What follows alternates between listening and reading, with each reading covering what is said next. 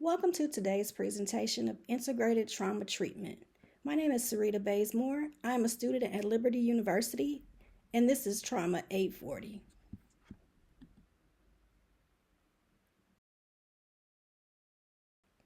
In today's presentation, we will identify types of trauma, discuss post-traumatic stress disorder, and explore cognitive processing therapy, as well as integrate the Christian worldview.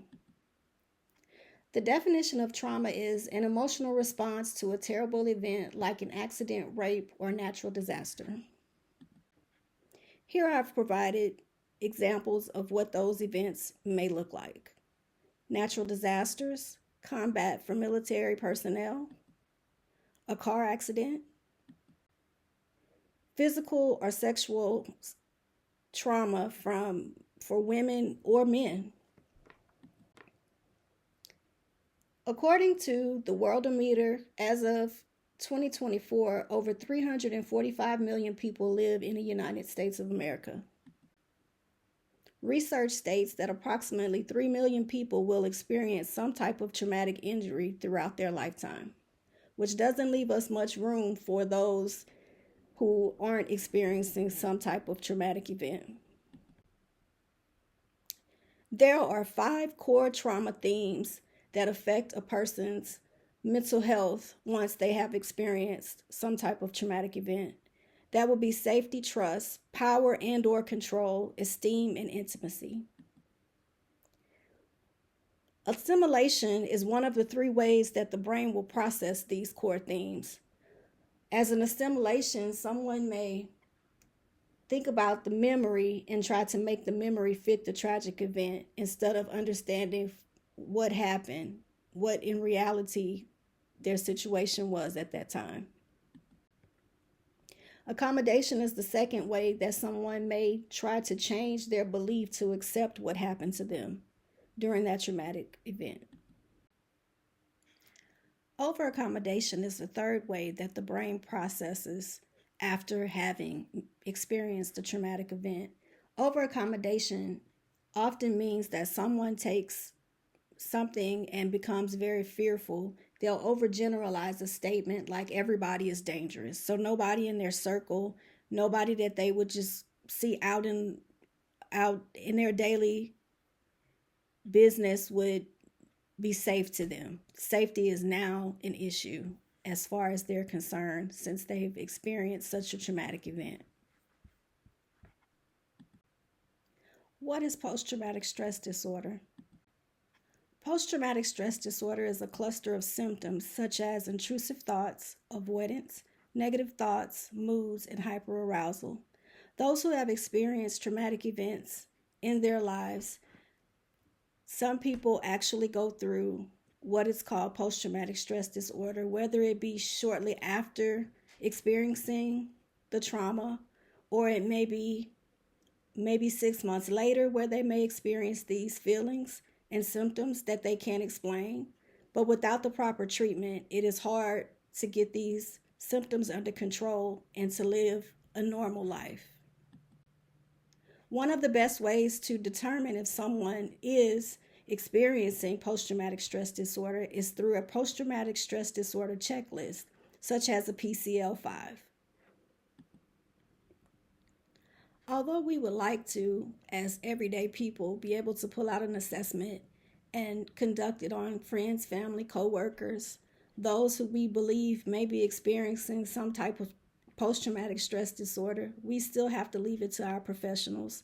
For those who are master's or doctorate level therapists. What is cognitive processing therapy?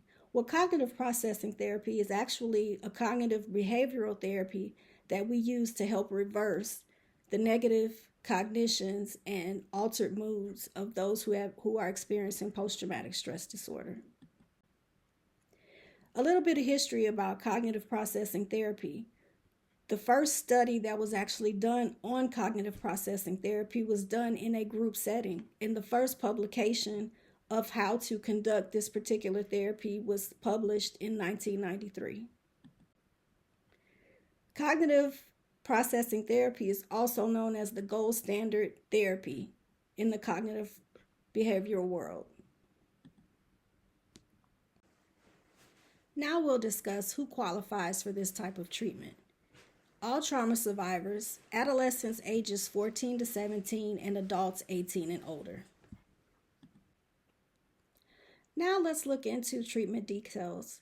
Cognitive processing therapy is conducted over 12 sessions, each session lasting 60 minutes for a frequency of once or twice a week.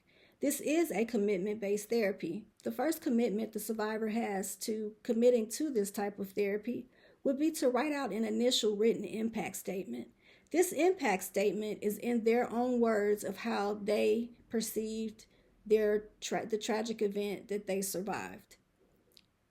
Toward the end of their therapy sessions, after completing homework and working with their therapist, they would then write a final written impact statement, which would be compared to the first initial statement, to find out the progress of how therapy over 12 sessions, or in a varied type of therapy, could go up to 20 sessions, has worked for them. Now we'll look at the focus of cognitive processing therapy. Cognitive processing therapy is a therapy that is based on reversing negative thought patterns.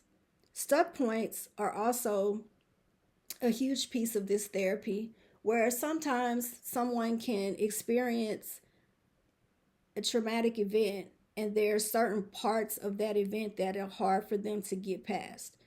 So through reversing the negative thought patterns, we're trying to get past those stuck points so that a survivor could go on and live a happy and healthy life. And the therapist uses a Socratic dialogue in order to accomplish helping a survivor get past those areas that are hard for them to transverse through after experiencing a traumatic event. Socratic questioning is basically a therapist allowing the survivor to decide for themselves exactly why things happened the way that they happened in a realistic manner. So we no longer want a survivor to look at it as nobody's safe.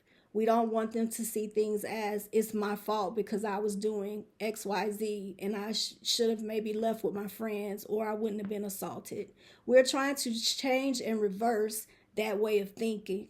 So a therapist now uses clarifying questions and evidence-based questions to challenge their belief system.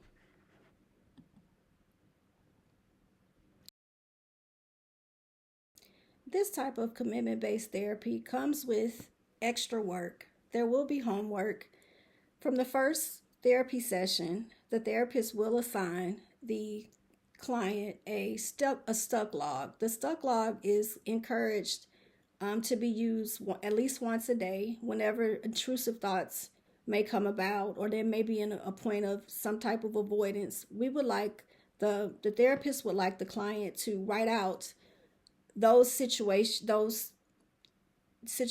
on that stuck log, and then use the challenging questions worksheet to challenge why they're stuck and see if there's a way to get past the place where they became stuck in that situation.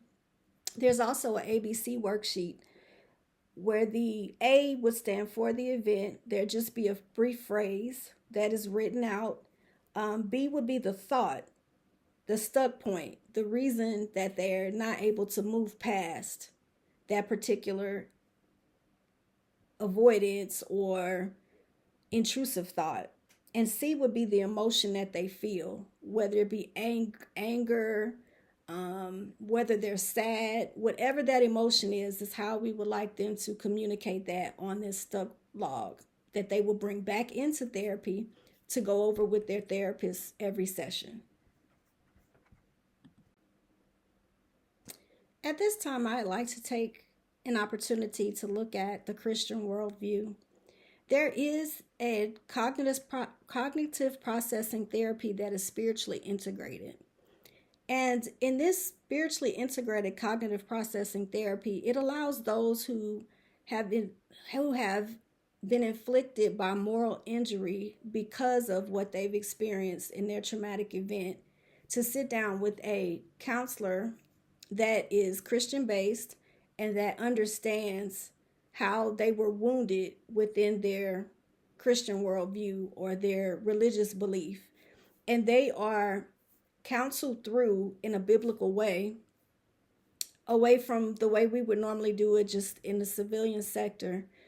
This Christian based counselor has the opportunity to help them identify and understand that God is still able to fix and control. Well, he's still in control. He can still controls all things. He's still sovereign. So it's just really important that as believers, if we have anything that we go through that's traumatic to the place of putting us in a state of not believing in God or being angry with God, that we could possibly get back to a healthy place in our religious beliefs based on having a spiritually integrated cognitive processing therapy.